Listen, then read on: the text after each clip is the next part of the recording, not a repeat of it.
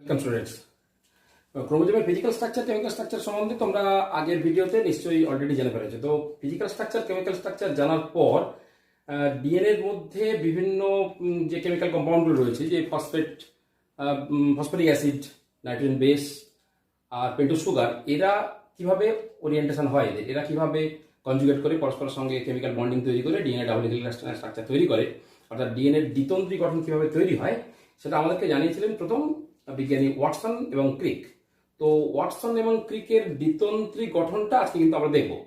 তো যেহেতু তোমরা ধরেই নিচ্ছি তোমরা ক্রোমোজোমের ফিজিক্যাল স্ট্রাকচার দেখেছো এবং কেমিক্যাল স্ট্রাকচার যদি দেখে থাকো নিশ্চয়ই দেখবে, যদি না দেখে থাকো তার মধ্যে ফসফরিক অ্যাসিডের গঠনটা কেমন, তারা কিভাবে সংযুক্ত হয় একটা প্রাইমারি আইডিয়া ছিল। এছাড়াও নাইট্রোজেন বেসগুলো অর্থাৎ পিউরিন পিরিমিডিন বেসগুলো কিভাবে ওরিয়েন্টেশন হয় তাদের কেমিক্যাল স্ট্রাকচার সম্বন্ধে ওই ভিডিওতে আমি বলেছিলাম। এছাড়াও পেন্টোজ সুগারের মধ্যে 5টা কার্বন আছে এবং 5টা কার্বনের কোনটাতে হাইড্রক্সিল গ্রুপ থাকে, কোনটা হাইড্রক্সিল গ্রুপ থাকে না, হাইড্রোজেন থাকে, এবং তারা কিভাবে ওরিয়েন্টেশন হয় তাদের কেমিক্যাল স্ট্রাকচার কেমন সে সম্বন্ধে আইডিয়া অলরেডি আমি দিয়েছি। অতএব যেহেতু ওই ভিডিওটা তোমরা দেখেছো, আমি ধরেই নিচ্ছি ওই সম্বন্ধে তোমাদের আইডিয়া তৈরি হয়ে গেছে। অতএব তারা কিভাবে ডিএনএ দ্বিতন্ত্রী গঠনের মধ্যে তাদের ওরিয়েন্টেশনটা কেমন ভাবে হয়, তারা কিভাবে সংযুক্ত থাকে, সেটা কিন্তু অ্যাকর্ডিং টু ওয়াটসন এবং ক্রিক আমরা কিন্তু তাদের মডেলটাই দেখবো যে তারা কিভাবে বলেছিলেন যে ডিএনএ দ্বিতন্ত্রী গঠনের মধ্যে কিভাবে তারা থাকে। তো ক্রোমোজোমের ফিজিক্যাল স্ট্রাকচার দেখেছি, ফিজিক্যাল স্ট্রাকচারের পর তার মধ্যে কেমিক্যাল স্ট্রাকচার। ক্রোমোজোমের কেমিক্যাল স্ট্রাকচারের মধ্যে ইম্পর্টেন্ট একটা কম্পোনেন্ট ছিল নিউক্লিক অ্যাসিড। তো নিউক্লিক অ্যাসিড, তার মধ্যে নিউক্লিক অ্যাসিড ডিএনএর মধ্যে অবস্থিত, নিউক্লিয়াসের মধ্যে অবস্থিত যে acid, that is nucleic acid. Nucleic acid দুটো ছিল, আমি বলেছিলাম আগের ভিডিওতে। নিউক্লিক অ্যাসিড, নিউক্লিয়াসে অবস্থিত acid, that is nucleic acid. সেই নিউক্লিক অ্যাসিডের দুটো নিউক্লিক অ্যাসিড আছে, দু রকম নিউক্লিক অ্যাসিড আছে। তার মধ্যে একটা হচ্ছে deoxyribonucleic acid, that is DNA, আর একটা ribonucleic acid, that is RNA. তো ডিএনএ দ্বিতন্ত্রী গঠন, ডাবল হেলিক্যাল স্ট্রাকচার, আরএনএ কিন্তু সিঙ্গেল হেলিক্স। এবং ডিএনএর গঠনটা কিন্তু আজকে আমরা দেখব। তো ডিএনএর গঠনের মধ্যে আমি আবার বলে দিচ্ছি একবার, ডিএনএর গঠনের মধ্যে পেন্টোজ সুগার আছে। পেন্টোজ সুগার 5টা মাথাযুক্ত পেন্টোজ সুগার। এটা 1 2 3 4 5 number carbon, carbon carbon carbon, এগুলো কার্বন ছিল। এর মধ্যে 1 নম্বরে হাইড্রক্সিল থাকে, 3 নম্বরে হাইড্রক্সিল থাকে, 5 নম্বরে হাইড্রক্সিল থাকে। এটা pentose sugar. Nitrogen base, nitrogen base যেগুলো থাকে সেই নাইট্রোজেন বেস গুলোকে দুটো ভাগে ভাগ করে, একটা পিউরিন, একটা pyrimidine. Adenine, guanine, purine, cytosine, thymine, pyrimidine. তো এখানে ডিএনএ দ্বিতন্ত্রী গঠনের মধ্যে কেমিক্যাল বন্ডিং যখন আমরা দেখবো তখন বুঝতে পারবে, সেখানে দেখা যাবে যে এ অর্থাৎ অ্যাডিনিন থাইমিনের সঙ্গে দুটো হাইড্রোজেন বন্ধনের মাধ্যমে যুক্ত হয়। তাহলে একটা ডিএনএ এর দ্বিতন্ত্রী গঠনের মধ্যে যতগুলো number of adenine will be equal to number of thymine. A যতগুলো থাকবে টি ততগুলো থাকবে। অনুরূপভাবে cytosine, that is cytosine, triple বন্ডের মাধ্যমে গুয়ানিনের সঙ্গে যুক্ত হয়, বা গুয়ানিন ট্রিপল বন্ডের মাধ্যমে 3টে হাইড্রোজেন বন্ডের মাধ্যমে সাইটোসিনের সঙ্গে যুক্ত হয়।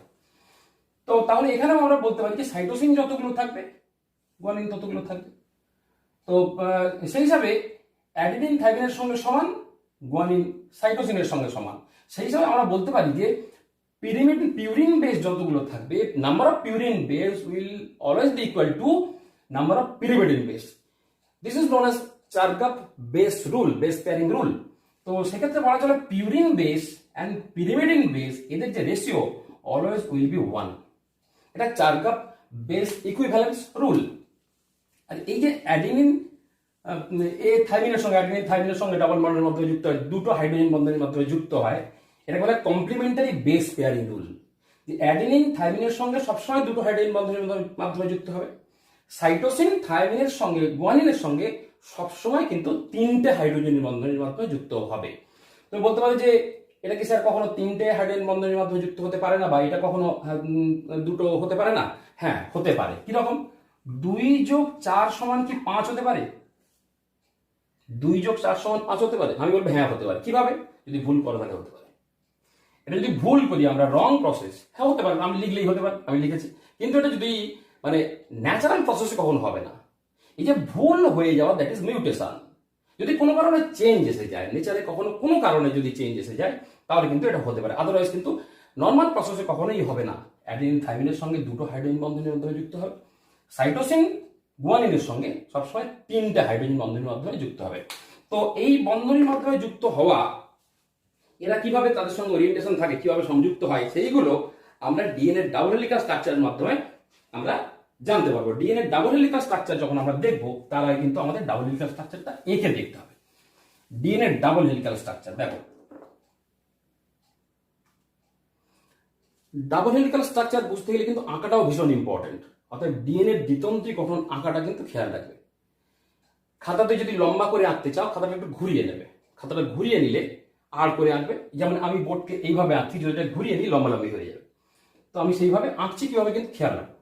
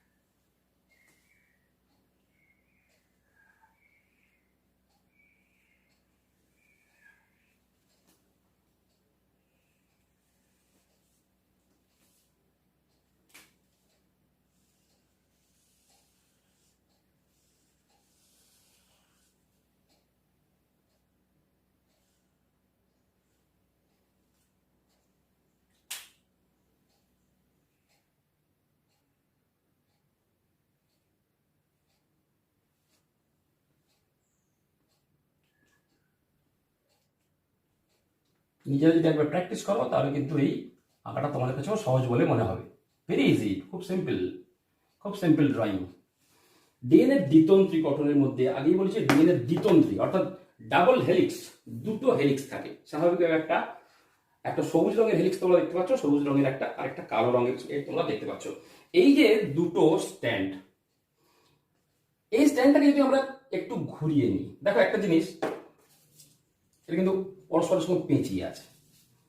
এই কালোটাকেই খেয়াল করো, যদি এইটাকে আমি একটা স্ট্যান্ড ধরি কালোটাকে, তাহলে এটা কিন্তু এইরকম ভাবে আছে। এইটাকে যদি আমরা ঘুরিয়ে সোজা করে নিই, তাহলে এটা কিন্তু গোল। তাহলে একটা প্যাচ সম্পূর্ণ হয় এখান থেকে এই পর্যন্ত। এর মধ্যে হাইড্রোজেন বন্ডগুলো আছে। এখান থেকে এই পর্যন্ত যদি একটা প্যাচ, একটা সার্কেল কমপ্লিট হয়, তাহলে একটা সার্কেলের মধ্যে 10 জোড়া 10 বেস পেয়ার থাকে। বেস পেয়ার মানে আসছে আমি,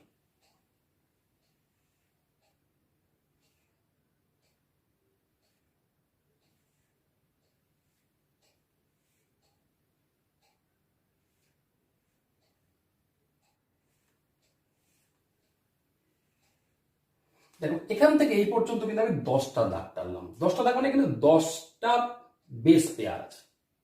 মানে এখানে যদি আমি এটাকে বড় করে আঁকি, দেখো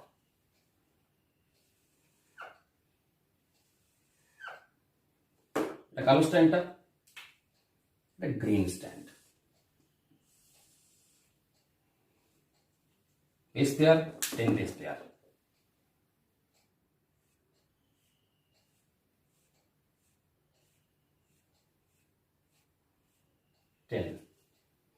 টেন বেস পেয়ারের এই স্ট্যান্ডগুলোতে প্রত্যেকটা মাথায় একটা সুগার থাকে। এস ফর সুগার, আগেই আমি বলেছি পেন্টোজ সুগার স্ট্রাকচারটা এইরকম।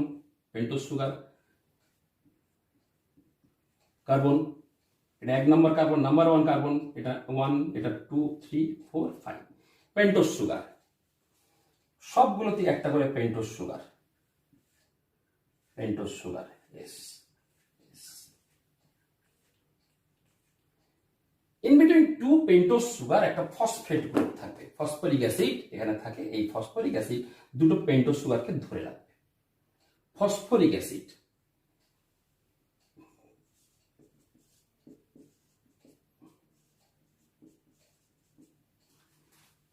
H3PO4, এই যে ফসফরিক অ্যাসিড, ফসফরিক অ্যাসিডের আমি আগেই বলেছি 1 নম্বরের সঙ্গে পেন্টোজ সুগারের 1 নম্বর কার্বনের সঙ্গে একটা করে হাইড্রক্সিল থাকে, 3 নম্বরে একটা হাইড্রক্সিল থাকে, 5 নম্বরে একটা হাইড্রক্সিল থাকে। এই পেন্টোজ সুগারের একটা হাইড্রক্সিল আর তোমার ফসফরিক অ্যাসিডের একটা হাইড্রক্সিল, দুটো ফসফোডাইএস্টার বন্ড, এস্টার বন্ডের মাধ্যমে সংযুক্ত হয়। এই ফসফোডাইএস্টার বন্ডের মাধ্যমে সংযুক্ত হওয়ার ফলে স্বাভাবিকভাবে পেন্টোজ সুগার এবং ফসফেট পাশাপাশি থাকবে। দুটো সুগারের মাঝখানে একটা করে কিন্তু ফসফেট, দুটো সুগারের মাঝখানে একটা করে ফসফেট আছে। খেয়াল করো, এই প্রত্যেকটা বন্ডিংটা কিন্তু এইভাবে হবে, এটার সঙ্গে একটা বন্ড তৈরি হলো। অনুরূপ ভাবে এই যে হাইড্রক্সিল, এই হাইড্রক্সিল কিন্তু নেক্সট পেন্টোজ সুগারের সঙ্গে সংযুক্ত হবে। নেক্সট পেন্টোজ সুগার মানে এখানে একটা হাইড্রক্সিল থাকে 5 নম্বরে, তার সঙ্গে সংযুক্ত হবে। এইভাবে দুটো সুগারের মাঝখানে একটা করে ফসফেট গ্রুপ থাকে। সবসময় কিন্তু দুটো সুগারের মাঝখানে একটা করে ফসফেট থাকবে, ফসফেট। এদিকেও তাই, একই রকম ভাবে সুগার আছে, এই সুগার এস পেন্টোজ সুগার, তার মাঝখানে একটা করে ফসফেট থাকবে, ফসফেট আছে। স্বাভাবিক একটা সুগারের, একটা পেন্টোজ সুগার একদিকটা ফাঁকা, এরও একদিকটা ফাঁকা, এদিকে একটি ফাঁকা, এবং এই সুগারের একটা ফাঁকা। এই যে দুটো স্ট্যান্ড, দুটো স্ট্যান্ডের মধ্যে পেন্টোজ সুগারের ওরিয়েন্টেশন কিন্তু সমান নয়। মানে একটা স্ট্যান্ডে পেন্টোজ সুগার যদি এইভাবে থাকে, সাপোজ এই স্ট্যান্ডে পেন্টোজ সুগার এইভাবে আছে, 1 2 3 4 5, এই স্ট্যান্ডে কিন্তু উল্টো ভাবে থাকবে। তাহলে যদি আমরা পেন্টোজ সুগারের ওরিয়েন্টেশনটা দেখি, ওরিয়েন্টেশনটা কিন্তু খেয়াল করো, তাহলে এখানে যদি 5 নম্বরটা ফ্রি থাকে, এখানে কিন্তু 3 নম্বর ফ্রি, এটা থার্ড কার্বনের হাইড্রক্সিল ফ্রি, এটা 5 নম্বর কার্বন হাইড্রক্সিল ফ্রি। অনুরূপভাবে এই স্ট্যান্ডে যদি 5 নম্বর হাইড্রক্সিল ফ্রি থাকে, ঠিক উল্টো দিকে 3 নম্বর হাইড্রক্সিল ফ্রিটা, এই সুগারের 3 নম্বর হাইড্রক্সিলটা ফ্রি থাকবে। অনুরূপভাবে বিপরীত স্ট্যান্ডে এই পেন্টোজ সুগারের এখানে যদি 3 নম্বর কার্বনের হাইড্রক্সিলটা ফ্রি থাকে, তাহলে এখানে কিন্তু 5 নম্বর কার্বনের হাইড্রক্সিলটা ফ্রি থাকবে। এই যে 5-এর মাথায় যে দাগটা দেওয়া হয়, 5 প্রাইম, 3-এর মাথায় দেওয়া হয় 3 প্রাইম। অর্থাৎ ডিএনএ এর ডাবল হেলিক্যাল স্ট্রাকচারকে বলা হয় অ্যান্টি প্যারালাল স্ট্রাকচার। দেখো parallel structure, but orientation is always anti. মানে পেন্টোজ সুগারের 3 নম্বর কার্বনের হাইড্রক্সিল গ্রুপ এন্ড 5 নম্বর কার্বনের হাইড্রক্সিল গ্রুপের ওরিয়েন্টেশন অ্যান্টি। অর্থাৎ এখানে যদি 5 নম্বর থাকে, এখানে 3 নম্বর, এখানে যদি 3 নম্বর থাকে, এখানে 5 নম্বর। ব্যাপারটা আশা করি বোঝা গেল। তো মাঝখানে এই যে মাঝখানের জায়গাগুলো রয়েছে, মাঝখানে এই সুগারের সঙ্গে বন্ড যদি এখানে এ থাকে, এ মিনস অ্যাডিনিন, তাহলে এই সুগারের উল্টো দিকে টি থাকবে, থাইমিন। এবং আগেই আমি বলেছি এ টি এর সঙ্গে ডাবল বন্ডের মাধ্যমে যুক্ত হয়। এই সুগারের এখানে যদি জি থাকে, গুয়ানিন, তাহলে এখানে অবশ্যই সি থাকবে, সাইটোসিন। এবং এই 3টে গুয়ানিন সাইটোসিনের সঙ্গে সবসময় 3টে হাইড্রোজেন বন্ধনের মাধ্যমে যুক্ত হয়। তো এইভাবে প্রত্যেকটা কিন্তু হবে, যে যদি এ থাকে তাহলে টি হবে, বা যদি টি থাকে অটোমেটিক্যালি এ আসবে। অর্থাৎ থাইমিন থাকলে অ্যাডিনিন আসবে, অ্যাডিনিন থাকলে থাইমিন হবে, গুয়ানিন থাকলে সাইটোসিন, সাইটোসিন থাকলে গুয়ানিন। এবং এই গুয়ানিন, অ্যাডিনিন, থাইমিন, সাইটোসিন ডিএনএর মধ্যে কিন্তু এই কটাই থাকে। ডিএনএর মধ্যে থাইমিন থাকে, আরেকটা নাইট্রোজেন বেস রয়েছে যেটাকে বলে ইউরাসিল, যেটা কিন্তু ডিএনএ তে থাকে না। ডিঅক্সিরাইবোনিউক্লিক অ্যাসিড অর্থাৎ ডিএনএ ডাবল হেলিক্যাল স্ট্রাকচার, তার মধ্যে কিন্তু তোমার ইউরাসিল থাকে না। ইউরাসিলটা কেবলমাত্র থাকে আরএনএ এর মধ্যে, রিপ্লেস করে, যে থাইমিনকে রিপ্লেস করে তোমার আরএনএ এর মধ্যে থাইমিনকে রিপ্লেস করে ইউরাসিল থাকে। অতএব আরএনএ এর মধ্যে থাইমিন থাকে না, ইউরাসিল থাকে, আর ডিএনএ এর মধ্যে ইউরাসিল থাকে না, থাইমিন থাকে। বাকি 3টে কিন্তু কমন, অ্যাডিনিন, গুয়ানিন, সাইটোসিন, এই 3টে বেস কিন্তু কমন। ক্লিয়ার? তাহলে ডিএনএ এটা আমি স্ট্রেট লাইন করে দেখিয়েছি।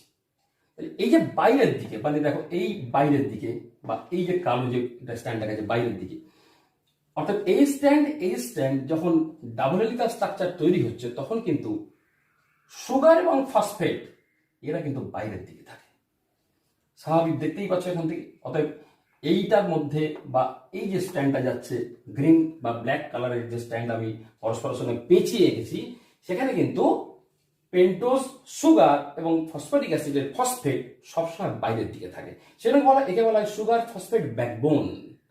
ভিতরের দিকে সবসময় নাইট্রোজেন বেসগুলো থাকে। তাহলে নাইট্রোজেন বেস কিভাবে তাদের ওরিয়েন্টেশন হয়, এবং পেন্টোজ সুগার ফসফেট কিভাবে তারা থাকে, ডিএনএর দ্বিতন্ত্রী গঠনের মধ্যে, ডাবল হেলিক্যাল স্ট্রাকচারের মধ্যে পেন্টোজ সুগার, ফসফেট এবং নাইট্রোজেন বেসের মধ্যে অ্যাডিনিন, গুয়ানিন, সাইটোসিন, থায়ামিন, এই 4টে বেস কিভাবে সংযুক্ত হয়ে ডিএনএ ডাবল হেলিক্যাল স্ট্রাকচার তৈরি করে আশা করি তোমরা বুঝতে পারবে। এই যে তোমার ডিএনএ স্ট্রাকচারটা দেখলে, ডিএনএ কিন্তু অনেক রকমের হয়। এই যে ডিএনএটা দেখলে এটা কিন্তু বি ডিএনএ, এছাড়াও জেড ডিএনএ, এ ডিএনএ হয়। এবং এর যে রোটেশন, মানে ডিএনএটা দ্বিতন্ত্রী গঠন, দুটো হেলিক্স কিভাবে রোটেশন হচ্ছে, এটা কিন্তু ক্লকওয়াইজ, ডান দিক থেকে বাম দিকে, মানে ক্লকওয়াইজ প্যাঁচটা হয়, এটা বি ডিএনএ। আরেকটা জিনিস, ডিএনএ দ্বিতন্ত্রী গঠনের মধ্যে পেন্টোজ সুগার, ফসফেট, নাইট্রোজেন বেসগুলো আমরা দেখলাম, কিন্তু এদের একটা স্ট্রাকচারাল ইউনিট রয়েছে, দ্যাট ইজ নিউক্লিওটাইড। সেটা কি দেখো, একটা খুব ইম্পর্টেন্ট জিনিস, এখানে যদি অ্যাডিনিন, গুয়ানিন, সাইটোসিন, থায়ামিন না ধরে আমরা কেবলমাত্র প্রত্যেকটাকে একটা জাস্ট নাইট্রোজেন বেস ধরলাম, যে একটা নাইট্রোজেন বেস, এগুলো প্রত্যেকটাই একটা করে নাইট্রোজেন বেস, তাহলে নাইট্রোজেন বেস যদি হয় তাহলে কিন্তু এটা ফসফেট সুগার নাইট্রোজেন বেস একটা unit, phosphate sugar nitrogen base একটা unit, phosphate sugar nitrogen base একটা ইউনিট। এটা একক ডিএনএর স্ট্রাকচারাল ইউনিট। তাহলে ডিএনএর একটা গঠনগত একক বা স্ট্রাকচারাল ইউনিটের মধ্যে আমরা একটা পেন্টোজ সুগার পাই, একটা ফসফেট পাই, একটা নাইট্রোজেন বেস পাই। এই তিনটেকে একসাথে নিয়ে বলা হয় নিউক্লিওটাইড। নিউক্লিওটাইড থেকে যদি আমরা ফসফেটটাকে সরিয়ে, তাহলে অ্যাকচুয়ালি হলো কি, সুগার, ফসফেট আর নাইট্রোজেন বেস, এটা নিউক্লিওটাইড। টাইড, খেয়াল রাখবে, টাইড, নিউক্লিওটাইড। কিন্তু এর থেকে টাইড মাইনাস, এর থেকে যদি ফসফেটটাকে ডিলিট করে দিই, ফসফেটটাকে বাদ দিয়ে দিই, তখন হয়ে যাবে সাইড। সাইড, নিউক্লিওসাইডের ক্ষেত্রে ফসফেটটা থাকে না, নিউক্লিওসাইডের ক্ষেত্রে কেবলমাত্র সুগার থাকে আর নাইট্রোজেন বেস থাকে। আরেকটা ইম্পর্টেন্ট বিষয়, সেটা হচ্ছে এই যে তখন আমি বললাম এখান থেকে এই পর্যন্ত একটা সার্কেল কমপ্লিট হয়, এখন কাগজ ধরে দেখিয়েছিলাম যে এখান থেকে একটা সার্কেল কমপ্লিট হয়। এটা যদি আমরা কাছাকাছি নিয়ে আসি তাহলে দেখো এটা একটা এই গোল, এটাকে যদি এইভাবে দেখি তাহলে এই যে পেঁচিয়ে যাচ্ছে, এইভাবে পেঁচিয়ে যাচ্ছে, এইটাকে যদি একসাথে ধরে তাহলে এটা গোল হবে, একটা রাউন্ড। এই রাউন্ডের মধ্যে বেস পেয়ার থাকবে, একটা রাউন্ডের মধ্যে বেস পেয়ার থাকবে 10 বিপি, অর্থাৎ 10 বেস পেয়ার। এই 10 বেস পেয়ার, এদের মধ্যে ডিসটেন্স 34 অ্যাংস্ট্রম, 34 অ্যাংস্ট্রম এখান থেকে এই পর্যন্ত। তাহলে দুটো বেস পেয়ার, মানে এই একটা বেস পেয়ার, এখান থেকে একটা নাইট্রোজেন বেস রয়েছে, নাইট্রোজেন বেস রয়েছে, বেস পেয়ার, বেস পেয়ার মানে পেয়ার, এটা পেয়ার, জোড়া জোড়া জোড়া জোড়া বেস পেয়ার। তাহলে এই একটা বেস পেয়ার, এটা একটা বেস পেয়ার, মানে এই বেস পেয়ার, এদের মধ্যে যে ডিসটেন্স, এই ডিসটেন্স টোটাল 10টার মধ্যে যদি 34 অ্যাংস্ট্রম হয়, তাহলে in between two base pair 3.4 angstrom. Clear? তাহলে ডিএনএ এর দ্বিতন্ত্রী গঠনের মধ্যে এখানে নিউক্লিওটাইড স্ট্রাকচারাল ইউনিট, নিউক্লিওটাইড থেকে আমরা সুগার যদি ফসফেট বাদ দিই, নিউক্লিওসাইড, এবং এই যে ডিএনএ স্ট্রাকচারটা আমরা দেখব সেটা কিন্তু বি ডিএনএ। এছাড়াও জেড ডিএনএ বা এ ডিএনএও হতে পারে। আশা করি তোমরা বুঝতে পারলে।